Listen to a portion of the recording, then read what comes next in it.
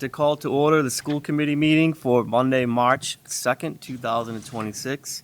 If we could rise for the Pledge of Allegiance. Pledge allegiance to the flag of the United States of America and to the republic for which it stands, one nation, under God, indivisible, with liberty and justice for all.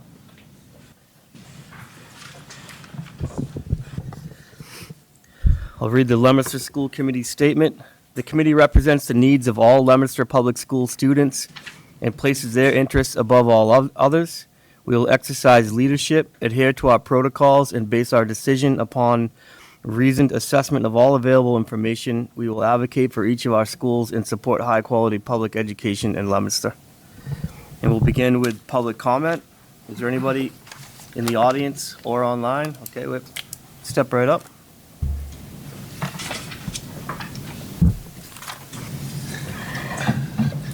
My name is Bob Greska. I live right here in Leominster, just across the street here. Just a quick comment, really, and it's mostly just about the public notice of websites and stuff for the committee meetings. It's really difficult to figure out when you're meeting, what's happening, what the minutes are. Things are very old or just not posted. There's one site that's a year behind. There's another a month behind, but it's really difficult to tell when you're having a meeting.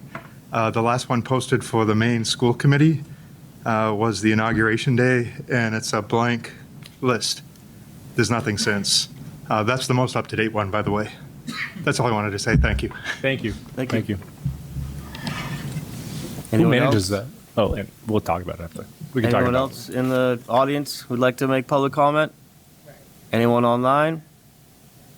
One last time, in person or online, public comment? Okay. Move on to Superintendent for Communications. No communications at the time. No communications. All right. Hirsch Patel, student report. All right, so we're back from February break, and in LHS, the theater company hosted the METG competitive plays on Saturday, where Leominster qualified for the semifinals and won 5 acting and stage awards. The play will be open for the public on Tuesday and Thursday at 7 p.m. Ignition's show choir won silver at the New England Show Choir Classic and won Best Vocals and Best Storyteller. The music department also hosted the annual chorus in the round event on February 11th across all schools in the district. The cheer team won the 2026 state championship with another perfect season, moving to nationals next week. The wrestling team finished 4th at the D1 States Championship with 4 athletes competing at the All-Star tournament. Girls basketball made it to the second round of playoffs before suffering a defeat on Friday. 70 students took the Seal of Biliteracy test, and the link to order a yearbook is in Dr. Romano's weekly update, so for any students that wish to do so, they can access it there. Students' course selections for next year are due tomorrow, and the art department's citywide student art exhibition opens on Thursday, March 12th. And on the CTI side, there is tutoring available in Miss Chartrand's room on Tuesdays and Thursdays after school from 2:15 to 3:30 p.m. for any student who would like to come. Next Wednesday morning, 33 CTI students will be competing in Skills USA districts against 6 other schools. Traditionally, about 10% of our students have gone on to compete in April. And finally, across both schools, Wednesday is a day off for students as it is a professional development day. And CTI has an open house for 8th graders on Saturday, March 14th from 9 a.m. to 12 a.m. So please come to check out the school and its great opportunities. Thank you. Thank you, Hirsch. Thank you, Hirsch. Superintendent's report. So the Leominster CTEI open house, as Hirsch mentioned, is Saturday from 9 to noon, but there is a snow date on Sunday, March 15th, if for any reason we have to cancel on Saturday. So I just want to mention that. Also, progress reports for middle and high school students were made available today. So I encourage families to look at those and congratulate students on their successes, and also reinforce that we're at the midpoint of third marking term and to put in their best effort for the end of the marking term. As Hirsch mentioned, we have a professional development day for all of our staff on Wednesday, so there is no school for our students. This is a great opportunity for our educators to be able to receive some valuable professional learning to support student achievement in the classroom, so we appreciate the community support for that. Kindergarten registration is now open. If your child is going to be 5 years old by August 31st, 2026, it's time to register. We have registration in person at our Family Information Center. We have translators available in our high incidence languages, and there's also online registration if that is more convenient. MCAS testing is beginning this month. It happens grades 3 through 8, and then also grade 10 at various times this month, and then also in the month of April and May, depending on the subject matter. So please check your child's calendar, school calendar, for those specific dates. And I also want to emphasize, as I always do, the importance of daily attendance. Our attendance rates have been tracking higher than the year before as far as daily attendance, and so we thank our community for supporting those efforts, and we hope that it continues throughout the rest of the school year. The more time students are in class, the better their outcomes will be, and so we thank everybody for those efforts. And that is it. All right. Thank you. One other thing, sorry. The All-City Band performance is at Lowell High Auditorium this Wednesday at 6 p.m. It's a free performance, so anybody who is interested, please come out and support our students. Thank you. We'll move on to presentations and discussions. First on the agenda is the Johnny Appleseed presentation.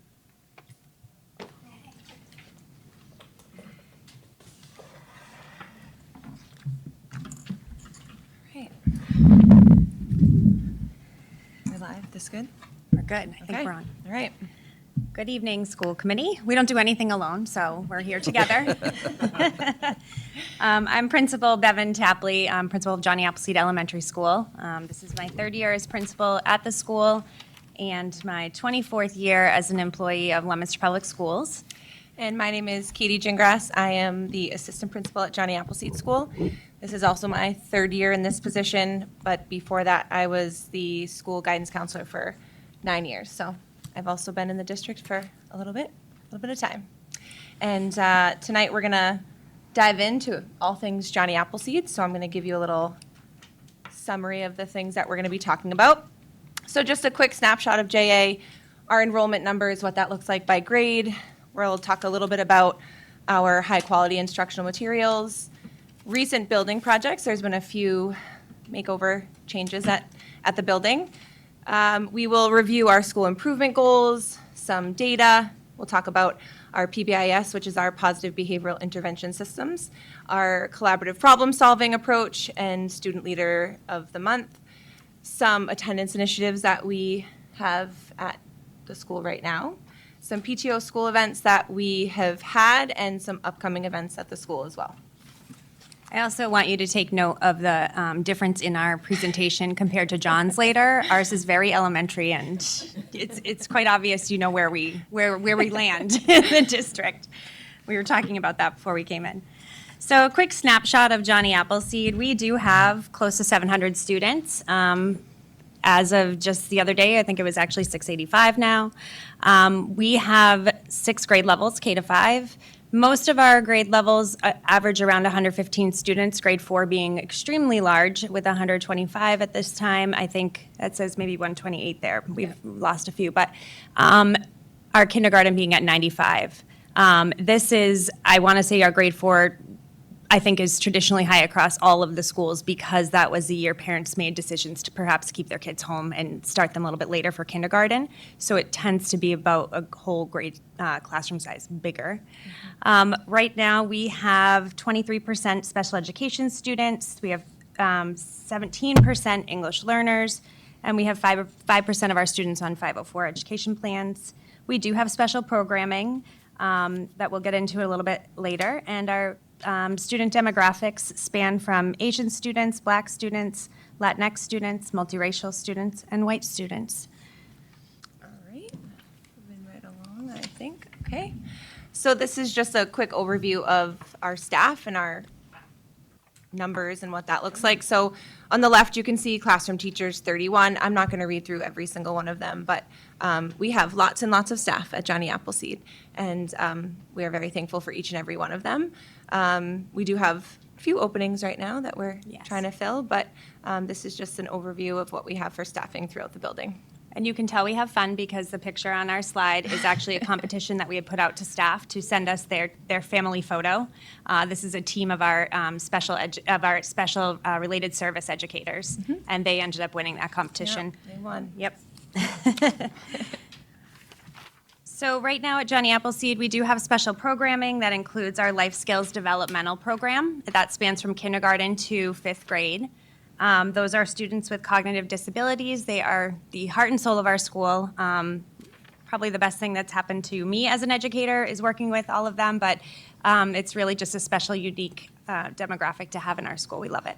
We also have ABA sub-separate classroom, which is spanning from kindergarten, 1st and 2nd grade, and we have ABA inclusion as well. All right, and just a quick overview of some high-quality instructional materials that we use at Johnny Appleseed. For our ELA curriculum, we have Wonders and Foundations. For math, we have Illustrative Math, and for science, we have Mystery Science. There you go. Yeah, this was the fun part of the summer. We did some really great, we had some really great building projects that were going on. We did redo all of the lockers downstairs. That was an exciting project. They were lockers that were full-size. We have brought them down to half-size lockers, uppers and lowers, but they're wider so the kids can fit their giant backpacks in there, which is nice, and their coats. And now we have enough lockers for all of our students downstairs. It was a really great project, and we're grateful for that. The middle project here is actually something that Katie and I really were ambitious to want to do. Our staff lounge was really outdated and really just like dingy looking. So over the summer, we had made some improvements to that as well. And it's just become a really nice place for staff to collaborate and be congenial, and it's uplifting. And lastly, we have some new paint. So new paint cleans a lot of things up. Yep. So when you walk down the hallways, we have a nice neutral color, and it looking good. School is looking really, really nice. All right, I'm going to get into, oh no, wait, nope, this is me. You, yep. I'm going to get into a little bit of our current school improvement goals that we're working on right now. These are spanning from 2025 to 27. These goals were written with my school council, which includes 2 parents at this time and 2 teachers. We're still looking for a community member. I have been reaching out left and right, so if anybody would like to join our school council, we would love to have you. My emails are not getting another person, and so, but it would be great to have that input. So one of our academic goals is during the 25-27 school year, we will implement purposeful student engagement and structured student collaboration in all classrooms through the consistent use of the high-quality instructional material resources that you saw in ELA and math, resulting in improved student achievement and increased evidence of student discourse, ownership of their learning, and academic growth across the school. This one is really, really important to all of us, and it really has our teachers honing in on their own teaching practices as they push students to really become critical thinkers, problem solvers. They're thinking about what the learning that they're doing in the classroom means to them and their outside world. And we're monitoring this a lot through just walkthroughs as administrators. We have our classroom teachers working together during their professional learning time to be really diving deep into data to talk about and collaborate around these strategies. Because these strategies, it doesn't matter what lesson you have in front of you, if kids are engaging and you have good, strong student engagement strategies, and if kids are speaking to one another, you're going to get just amazing outcomes. That's what our hope is here for improving student achievement. Our academic goal number 2 is during the 25-27 school year, the school will improve student achievement in mathematics and ELA by increasing the number of students who meet or exceed iReady. This is always our goal. But staff will utilize the diagnostic data that they have and to inform their instructional planning, implement targeted supports during core and intervention blocks, and monitor student progress through consistent data cycles. This is something new to us this year. We are really diving into it and making sure that these data cycles are happening and they are looking at student work. The best way to see whether or not your kids are learning is to have those examples right in front of you and make adjustments as you go. We're continuing with this social emotional learning goal. Sorry.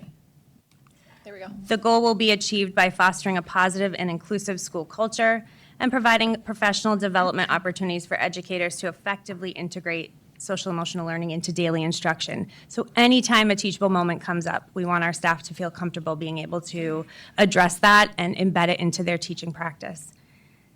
Last goal is our family community goal. This one I'm excited about because I have the parents that are on my school council are new to the school council and came with some really great ideas of how we can achieve this. But during the 25-27 school years, the school will increase meaningful family and community engagement by 25%, so they would like to really start measuring this, as measured by participation data collected in 26 and tracked annually thereafter. Increased engagement will support improved student academic achievement, social emotional development, and a stronger sense of belonging and community for all our learners. This goal intentionally leverages families, community partners, and diverse community members to enrich student learning experiences, broaden students' understanding of future possibilities, and support identity development, particularly in a context where staff diversity is limited, which it is at Johnny Appleseed. And I do feel that the more we encourage our families to become a part of our team, that's going to improve student outcomes as well.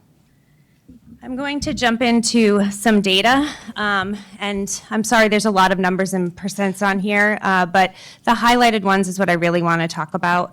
Our 4th and 5th grade across grade levels is matching or coming in above the state when we talk about students who are meeting or exceeding expectations in ELA, math, and science. When we got back our accountability data, I also wanted to highlight that we met. So for growth of students, we met on most of our targets, and then a few of our targets were actually exceeding the target. Our L language proficiency, our L staff worked so hard with our students, our English learners, and they met all of their targets, but most importantly, they exceeded all but one target, which was exciting. And then our winter data is going in a direction we like. This is good. In the beginning of the school year, our students took the ELA iReady tests, and we now have 56% of our students at or above grade level as a school in ELA, and we have 42% of our students at or above grade level in math at this time, which is a 20% increase from the beginning of the school year, which we would expect because kids are coming in and they are not quite on that grade level. They're starting a grade level behind, but it's just exciting to see the growth happening. Great, it's my turn. Here we go. All right, so this slide is all about PBIS at JA, which is the system that we use as a school to increase and encourage positive behavior. So we have our APPLES code, which is acceptance, persistence, patience, leadership, excellence, and safety. And all of our students they jump right into this in the beginning of the year. We have our APPLES tickets, which are things that we use to motivate students.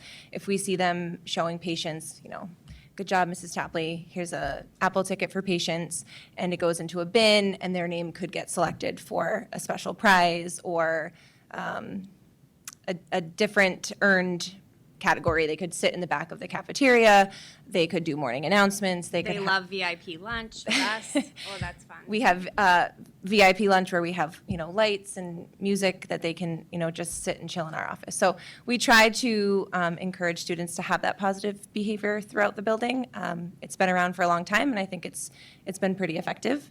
We also have Student Leader of the Month, so those are different character traits each month where students identify a student within their class that exemplifies whatever character that trait may be, and they're presented to them at lunch in front of the entire grade level.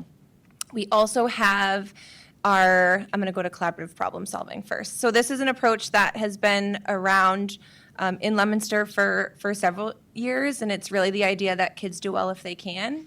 And if a student is struggling with whatever they're struggling with, well, what's in the way, and what can we do as the adults and the educators to help them build the skill to get to a place where they're comfortable and successful. So at Johnny Appleseed, we really take this approach all the time. If a kiddo is struggling with, it could be academics, but it also could be behavior or problem solving or emotional regulation. So just really having that mindset that kiddos will do well if they can, and if they're not, what can we do to support them? And then the last bit on here is our 5th grade peer leadership team, which we turn to quite a bit at Johnny Appleseed. This is a group of students that at the end of 4th grade, teacher input and input from Bevan and myself, we create a small group of students that are just leaders throughout the building. They help at recess, especially at 1st grade. They go outside and they kind of model how to play games, and they help them problem solve. So we've taken a lot of pride in this leadership team. I think We this try to is- get oh, yeah. We try to get that leadership team out into the community too. They've gone up to, I don't remember the name of that. It used to be Leominster Crossing, and now I can't remember the new name for it up the road. But they love to go, the nursing home up the road, and they did some activities around the holidays with them, and it's just a great community outreach there. Yeah. Okay, this is also me.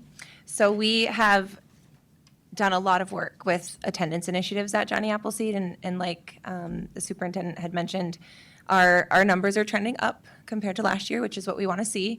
So each week, Mrs. Tapley sends out a weekly message to all families communicating lots of different things going on, but an attendance bulletin is in there each day, each week.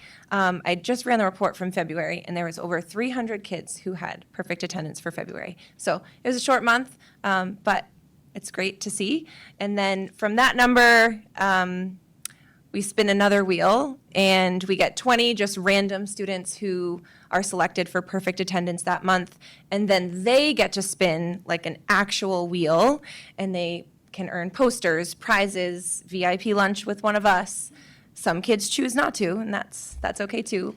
Some kids I'd like to spin the wheel again. They don't they're like, no. So, and that's okay. So we try to incentivize kids coming to school. And so it's been fun for us. We send chronic absenteeism letters. I've sent 2 rounds, so kind of at the end of each term, just outlining the data. This is where they're at. This is the percentage of the school year that they've missed. And here are some things that we can do to help. So it's really a partnership. It's not an aha gotcha. It's what can we do to get your kiddo to school more? Grade levels, I know grade 4 has an actual traveling wolf that moves throughout the building. The classroom with the highest attendance gets to hang with the wolf for the month, which has been pretty exciting. 2nd grade also has an incentive by the grade. And that last picture is just me and some little friends spinning the wheel. And it's a lot of fun. We make it a big deal, and they get really excited about it. So.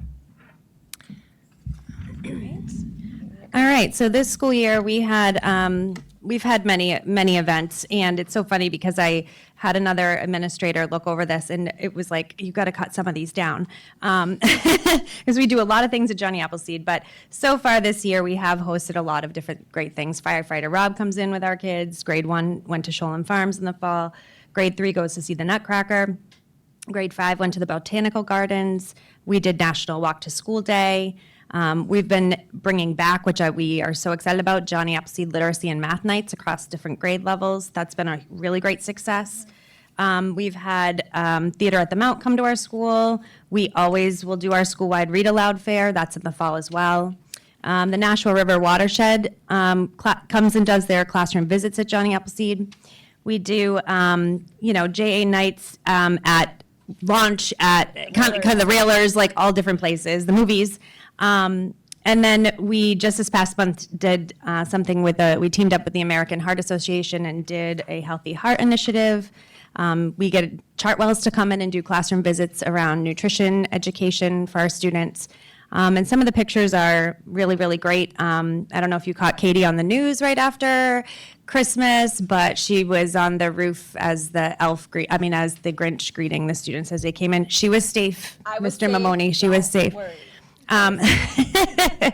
But we have a lot of fun. We're very proud of our chorus that we have in our band. There's too many things to really highlight here, but there is a really great school community. And we do have upcoming events. Okay, here we go. What just happened? Matt, am I good? That's okay. I've got him right here. All right. So our upcoming PTO events, we have one that's very special to us. It is a dedication of musical instrument donation in honor of Lynn Pierce. And Bevan has a handout inviting all of you to that if you would like to come.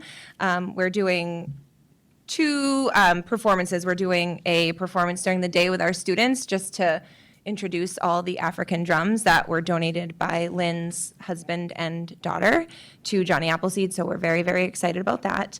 It's called Live Life Out Loud. So you guys will get that handout. And then we'll do a night performance as well. The Discovery Museum traveling science field trips for all grades, they will be starting to come this week. Our K-2 classrooms will have some bubbles presentations, and then 3 to 5 is chemical reactions. Is that correct? Okay. We have our 2nd and 3rd grade fitness night coming up, which is a lot of fun.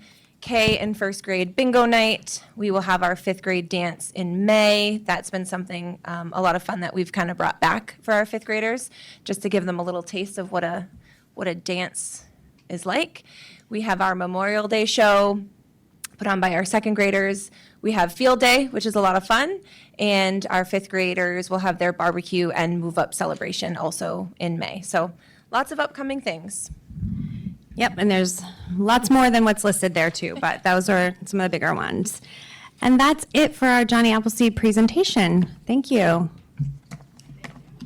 Thank you. Any questions?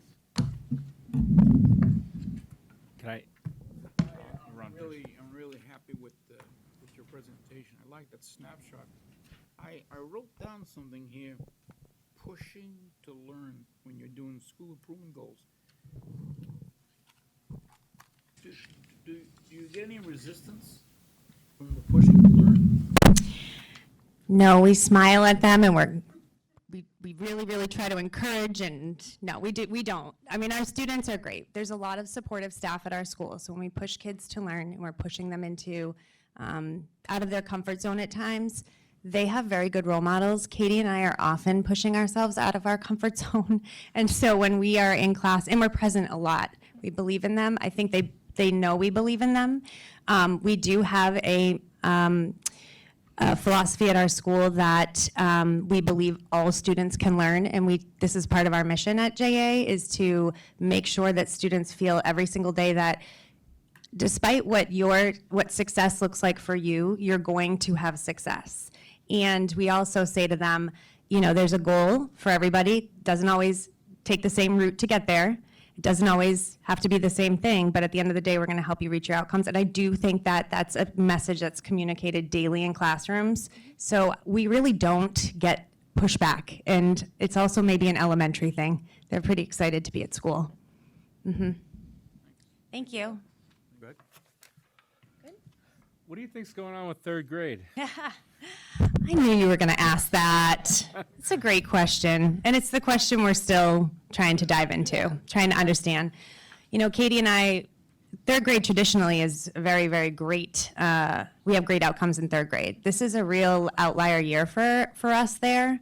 So as much as we can be present in 3rd grade classrooms supporting, we built, the two of us together built the classrooms. It's a tough group of students in a lot of different ways. They're very I'm trying to think of the right wording, excited, and there's a lot of personalities in a lot of great ways. I'm not sure that we did the best job last year with some of the classroom makeups. And so this year we sat down and really discussed each kid, single-handedly put them into their 4th grade classrooms. It's a huge group of kids too. Again, I can't really pinpoint where we didn't do so hot on our writing. That's something that we've been really pushing to work on this year. We've given the teachers the tools. They have the high quality instructional material. We are really pushing strong collaborative teaching practices where kids are taking ownership of their learning. If I walk into a classroom, I want them to be able to tell me how they know how to do something in class. How are you doing that and how do you know? Tell me. Can you tell your friend? Can your friend tell you what they're doing, and then can you share what each other did? There's a lot more student discourse going on this year that we're really pushing for. But we are monitoring things closely, hoping for the best. At the end of the day, you feel like you've put in the work and you cross your fingers and see how they do. And, I was as surprised as you are looking at that. I really was when those scores had come in, because that's not typical for that group of students, and that group of 3rd grade typically does very well. Yeah, it Yeah. seems like it's such an outlier. It's when such an your outlier, yeah. Grade is doing so well. Yep. You say classroom makeup, you mean like putting the wrong kids together? in Yeah, front of like a mishmash, exactly, essentially. Like at one point, we had looked at one class and we were like, wow, these kids spend a lot of time together. They were coming in on the same bus, a lot of them going to the Boys and Girls Club. They were more like brothers and sisters, constantly, more of like a classroom management thing.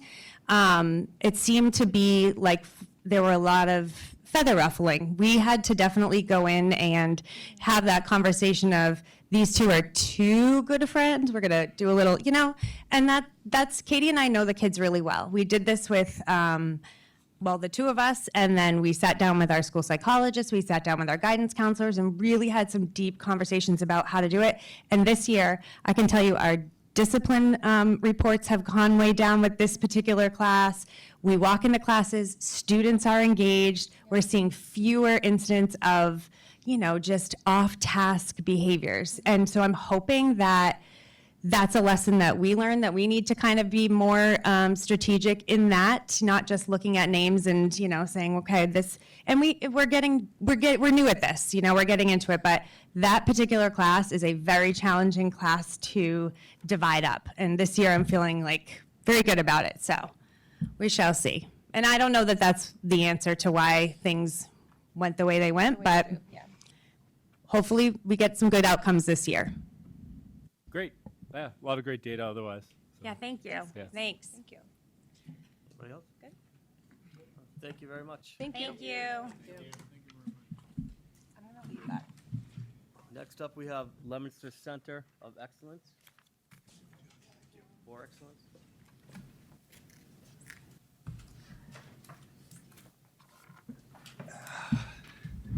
Good evening, everyone. Hello. I'm John Vancelette. I'm the principal of the Leominster Center for Excellence. This is my 6th year here. And I do experience pushback. I didn't even ask him. I'm proactively answering you. I like it. All right, so at the Leominster Center for Excellence, we have 2 distinct programs. We have the Innovation and Career Academy and the Empower Ed Credit Recovery Academy. We're located at 236 Lancaster Street, 2-floor building. ICA, we call it. The Innovation and Career Academy is on the 2nd floor. Empower Ed is on the 1st floor. And Empower Ed shares teachers with Leominster Academy. And we share a lot of the same, like learning platforms and whatnot. And feel free to interrupt me at any time with questions. Sometimes when I get going, I tend to go fast, so if you need me to slow down, I'm happy to. Our purpose and practice, real quick, I'll read through our mission, our vision, and our instructional focus. Our mission at LCE is to provide a safe and supportive environment where students engage in real-world learning activities and interest-based activities while building strong academic skills, knowledge, and a path to post-secondary success.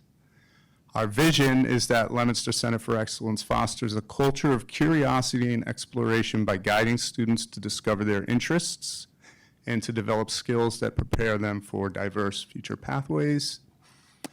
And finally, at LCE, our instructional focus is on engaging students in personalized, rigorous, and meaningful learning experiences. It's a little different between the two programs. So at ICA, we emphasize project-based learning connected to the student internships and real-world opportunities, while Empower Ed emphasizes flexible, individualized credit recovery and blended learning. Both programs ensure students demonstrate growth and competency through portfolios, projects, and course completion. I will quickly go through our goals. Our first goal is a student learning goal for ICA. That goal is to provide students with diverse, personalized learning opportunities to achieve meaningful and rigorous academic outcomes through real-world and project-based learning. And you can see some of the evidence up there on the screen. All of our students develop comprehensive portfolios that are examples of their best work over the year. We use collaborative assessment with common rubrics in order to assess those portfolios. All students create interdisciplinary projects that demonstrate grade level competency in all of the different domains meaning the subjects. All students participate in sustained internship experiences and have individualized learning plans that they create with their advisors and also their families, and sometimes mentors will help with those, and those are updated 3 times a year. And then all seniors have a robust 5-year post-secondary plan.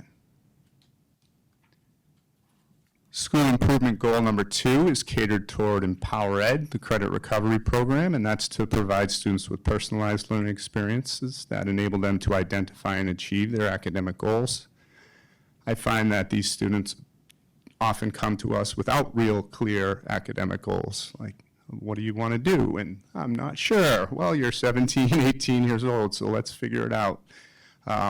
Evidence of this is that all students collaborate with their teachers and staff to develop their own personalized pathway, and that can involve coursework that's online as well as in person, internships, work studies. We try to be really creative with them to meet their needs. We've expanded our course offerings to meet the different needs and interests of our students. The student progress is consistently monitored on a daily basis, really. We can look at the data on a daily basis and see how a student is doing. And we set daily goals and weekly goals with each student and keep track of how they're progressing. And then in both programs, all seniors have that 5-year post-secondary plan. Our next goal is a social emotional goal, and that's helping students to develop a sense of belonging and confidence to set and achieve goals. Many of our students come to our program because they haven't felt part of a community at school, and we work really hard to give them that experience. Some evidence of that is that we have multiple community building events and activities every month, every week really. Consistent opportunities for incentive-based events and activities, monthly and trimester award ceremonies, and then at least weekly, our staff is communicating with students and their families.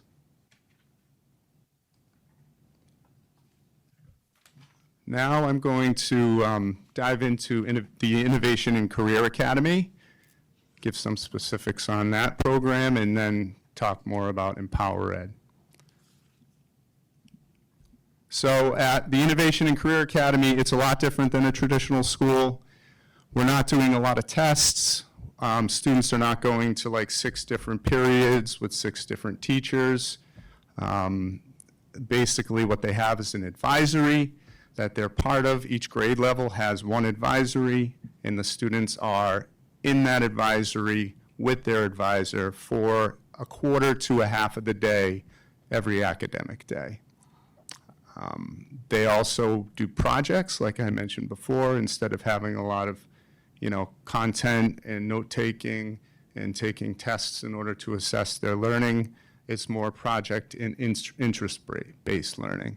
and they're guided to create these projects by their advisors and their other teachers and staff. And all of our students do internships. They're required to find an internship and to attend that internship twice a week, and I'll talk more about that in a minute. Something I didn't put in here, which I probably should have, is that they also do exhibitions at the end of each trimester. So 3 times a year, the students put on an exhibition where every student will present what they've learned throughout the trimester in front of their advisors. We have their families come in, mentors, and whoever else might want to join in.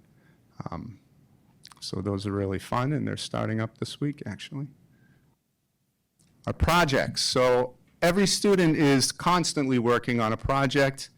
There are different types, but I won't get into that. They are all multidisciplinary. They are all designed to have some sort of impact that helps the community and revolves around the students' interests. Ideally, they are also directly related to the student internships. We have our different domains, which are communications, quantitative reasoning, empirical reasoning, and social reasoning. And those are, related to the main core subjects, math, English, science, and history. For internships, we have an online platform that we use in order to catalog and track data for internships. It's called Emblaze.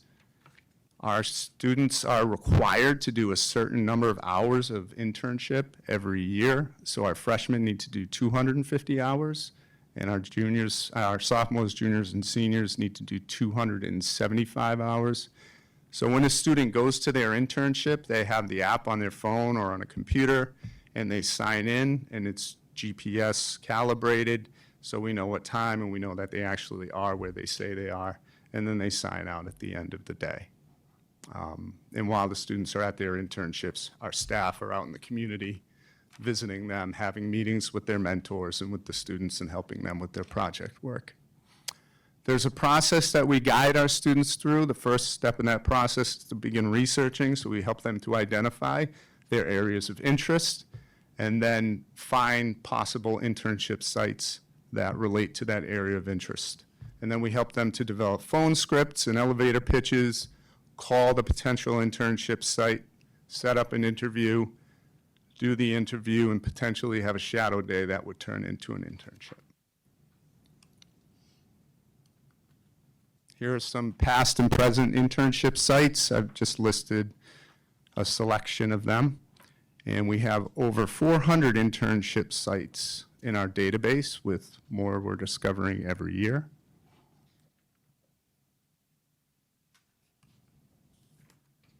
Here are some examples of our students at their internship sites. In the upper left, you see Arabella is a senior, and then Casey is a junior. They're at the Leominster Public Library. Arabella is actually going to college for library sciences and was offered a job at the library that she'll be starting after graduation. Sage is at an alpaca farm, which she's been at for 3 years now, and she absolutely loves it, and they love her too. George is in an automotive shop. We have Chris down there and an auto detailer. And then Sophia is at a doggy daycare, which many people are jealous of that one right there.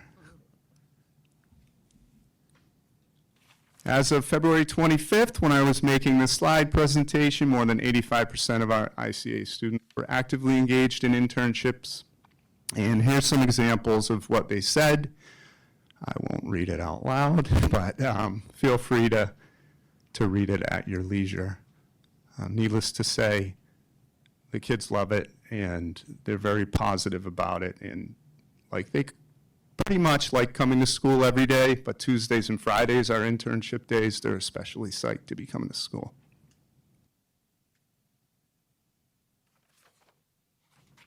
Okay. I think I'll pause for a minute before I talk about Empower Ed. Are there any questions specifically to ICA, or would you like me to just keep moving forward? I did have a question. It said all seniors have a robust 5-year post-secondary. I circled it. Yep. What does that mean? Yeah, they develop a portfolio. So we have a rubric with expectations for that portfolio. For instance, they have to have an updated resume, they have a financial plan, which is supposed to last for their first year after they graduate. They have whatever college applications they've done, reflections from college visits, and any other ancillary materials they want to add. And what happens when they're done after 5 years, after the robust 5 year, what happens? When they graduate, we hope they follow their plan, and their plan should lead them to future success. That is the hope. And is there anything to show that they failed or succeeded or failed, or what's the, if they have to, if I guess, if they don't succeed, what do you have in place? We don't have anything, honestly, right now. I think that it'd be a great idea for me to do like a 5-year follow-up with each student, maybe a survey or something like that, to try to track them down and see how they're succeeding in life. But right now, at this point, it doesn't exist. Other questions? All right, our second program is Empower Ed. That is the credit recovery program. And I listed some statistics up here. In 2024-25, last year, we had 35 students enrolled throughout the year, average age of 17 and a half. Students need 250 credits to graduate. The average credit total was 148 for our students last year. We had 30 seniors.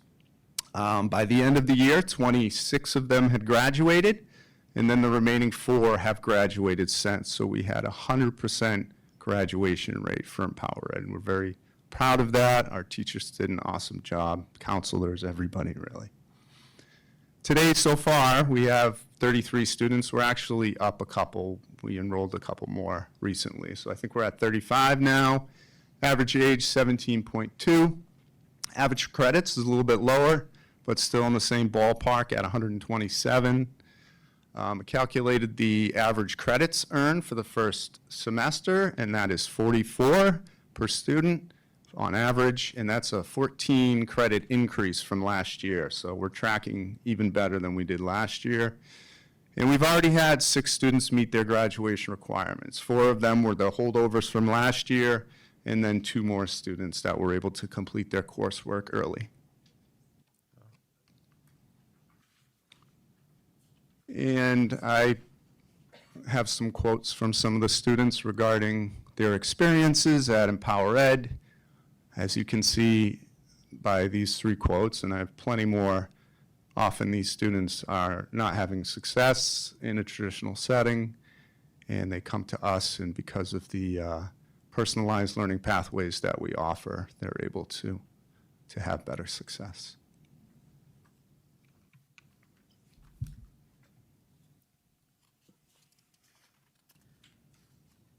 Are there any questions?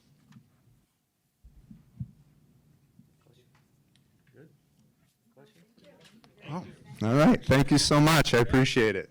Thank you very much. We're moving on to the voting on the 2026-2027 school calendar. Before we take the vote on it, just we usually check to make sure someone's checked on religious Graduation. holidays and things like that. Graduation date. Everything good? So this, this calendar I have brought before our school administrators for their review, and also our LEA partner for their review. And so I think we've captured everything, and then Christine Silverman goes through it with a fine-tooth comb to make sure we've hit every holiday and our graduation date is correct and so forth. So I think we've had a lot of eyes on it at this point. Perfect. All right. All in favor? All right. Passes. All set. Yes, Dean will be a yes. And we're not in conflict with any holidays, any religious Jewish holidays or anything? I don't believe so. In the bottom right-hand corner, we put all of the the dates of all the Jewish holidays and other holidays. Okay, good. Thank you. All right, thank you. Move on to the CAPS update.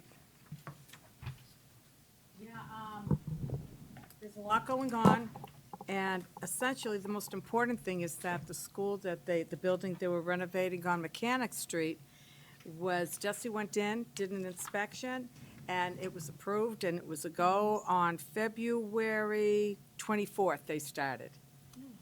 Yeah. I still need to get over there, though, to take a look, but it's supposed to be, it looked pretty impressive when I looked at the diagrams, so it's a great program. Perfect.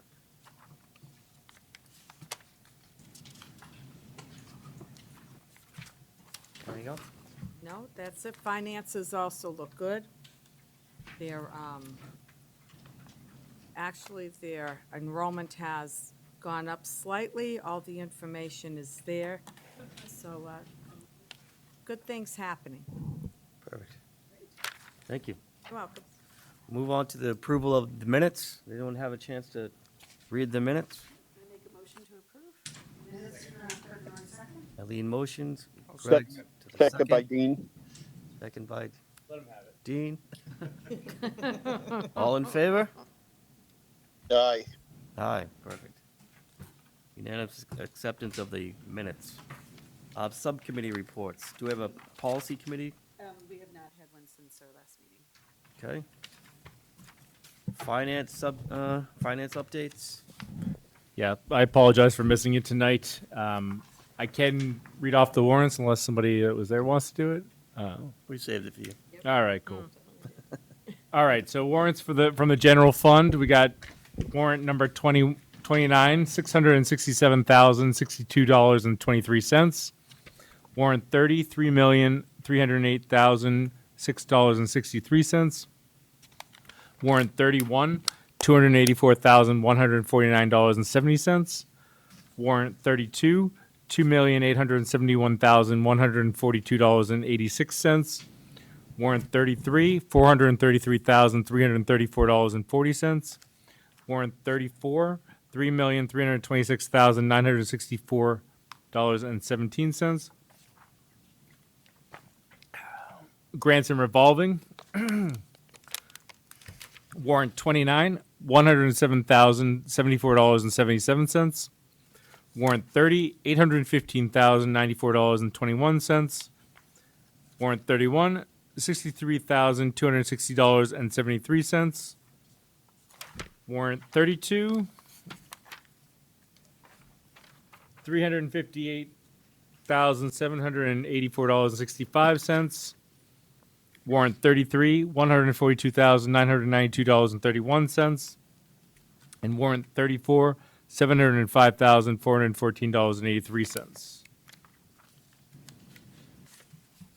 We vote on that first, and then we do the transfers, right? Sure. Yeah. All right. Motion to accept. I'll take them. I'll make a motion to accept them, the grants and the revolving. Available second. All in favor? Dean? Transfers.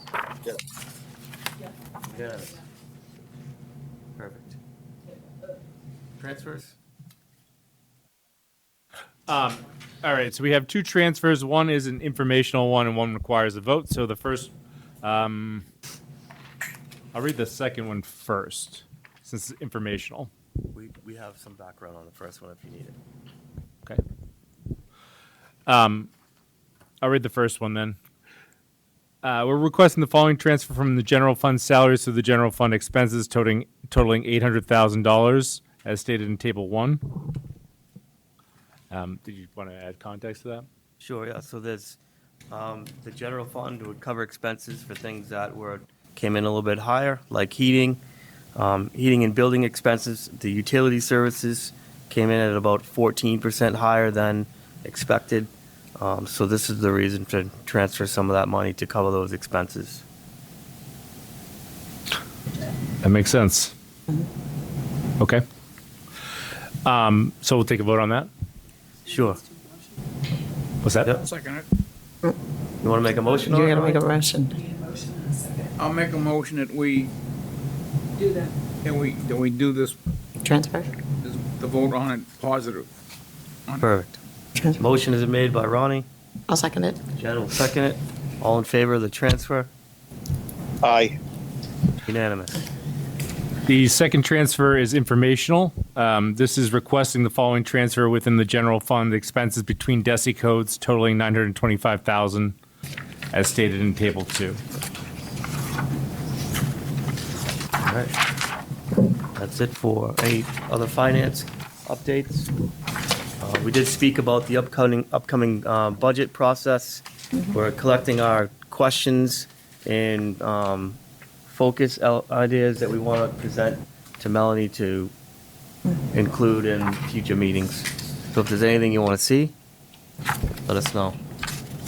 We also discussed School Committee 101, Finance 101, for the benefit of our new member and everybody else. Yeah. And we talked about looking at last year's budget and providing Caleb with a hard copy of it so he could review it before this year's came out if he wanted to take a look. Thank you. All right. Okay, we'll move on to action items. We did approval of the warrants. So obsolete equipment. Looks like we have a Zamboni that maybe Jen wants to take. Jen likes Zambonis? Apparently, I guess. I'll make. Yeah. There you go. Get rid of the Zamboni. Yeah. I'll make a motion to. Okay, I'll make a motion to remove Get the rid of obsolete it? equipment, to get rid of it. get rid of the Or Zamboni. washer. Yes, I was gonna say, there's a lot behind it. Yeah. Apparently the Zamboni exploded at one point, Yes, so there's various parts included. yes, yes. All right, there's a motion. Anyone second? All in favor to get rid of the, Zamboni. Zamboni. okay?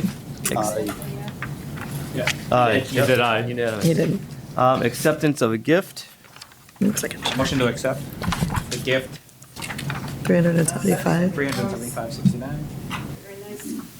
Whose name was that? It's From Ludus Technology in Holland, Missouri. Yep. Does anybody have any background on that? Sam? To my knowledge, it is I don't know, it's not Ludus, the company that's doing the actual donations. I believe it's one of those situations in a setup where when you're ordering or you're going into a store and you can donate to specific schools if you'd like to donate when you're doing your purchase. And so Gotcha. they put it together and they send a check, I believe it's twice a year. Wow, that's really nice. It is very generous, that voice from beyond. And are we still sending out thank yous? Yes, to the absolutely. school? Good. Yep. So the check is in the amount of $375.69. Is there a motion to accept the gift? I'll make a motion. Sandy will make the motion. I'll second it. Jen will second it. All in favor? Dean? I'm a yes. Yay, unanimous. Thank you, and thank you, Melanie, for that background. No problem. Approval of the field trip. I'll make a motion to approve the field trip for both middle schools to Washington, D.C. Woohoo. Perfect. I'll second it. All right, Sandy will second the motion. Eileen made the motion. All in favor to send the middle schools to Washington, D.C.? This one just says Samoset. Does it? No, on the Other on the side. other side. You have to turn the page. Oh, they're both there. Okay. Okay, in that case, I'll vote yes. All right, unanimous. All right. Any new or old business to discuss? Anyone? I had a question about who maintains the school committee page for the meeting notes and agenda, stuff like that. Good question. What we were also wondering was looking at the school committee website or the town, city website, because they will be two different. Both. I did the same thing today, and I can confirm it wasn't on either. Okay. Well, the agendas are posted with the city clerk, they have to be right there. So it is on the agenda of the city side. I thought that they would be posted on our side, but I can make sure that they're on. It's physically posted at City Hall. Yes. We have someone who reported seeing it. But I didn't see it on the. Yeah, I saw it at City Hall on Saturday for the agenda for today. I definitely know they are posted on the city agenda website because, and I post that. We can't have the meeting unless it's posted. Perfect. But what was there was the gentleman who made a presentation tonight at public comment that there was, Yeah. Yeah. but, okay, how does that, Well, I didn't one, realize- how did it happen? I'm not blaming you. How did it happen? And how are we gonna stop that for the future? Because Christine's gonna, Christine's gonna fix it. he's gonna investigate it and then execute a correction on that. Because otherwise, we look like we got L written on our forehead. Yeah. So we'll put it on the agenda for next month, next meeting, to make sure that it's visible on both the city website and the school website, and that it's easily accessible. And on top of it, What we used to do in past packets, we put the minutes separate from the packet, but then we just started posting the packet. I didn't realize the packet wasn't posted. But I'll make sure that the packet's up.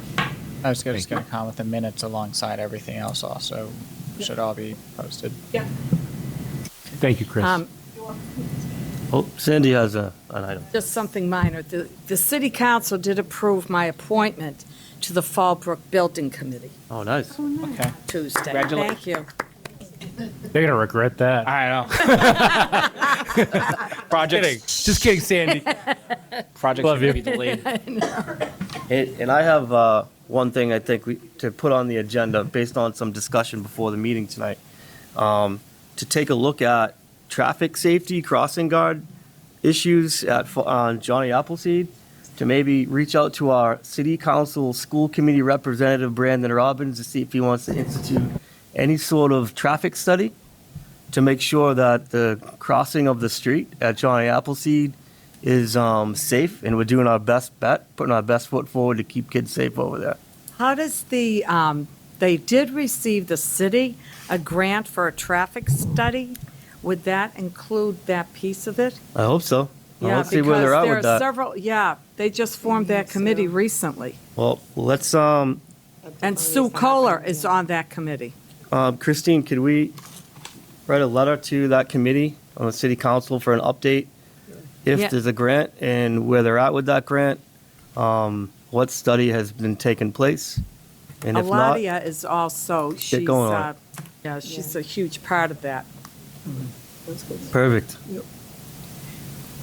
So- Josh, we have a traffic department and the police department. I don't know what the city council's going to do or what anybody else is going to do, but we do have a traffic department. But it sounds like they may have gotten a grant specifically for this. Yeah, well, For we'll see if traffic. that No, can be yeah. included, but there is a committee that was, Yeah. because I I think was they at already that meeting approved on Monday. the traffic All for right. that grant, though. Apparently, you guys know more than me, so I'll stand aside. All right. Anybody else have anything? A motion to adjourn? We have a motion to adjourn. I'll second it. We have a second. We can sit Meeting there is and look at each adjourned. other all night. All in favor? All in favor to adjourn? Oh, now you got. All right. Dean, Gavel, adjourn? Do your thing, and, yeah. He's a nay for adjourning.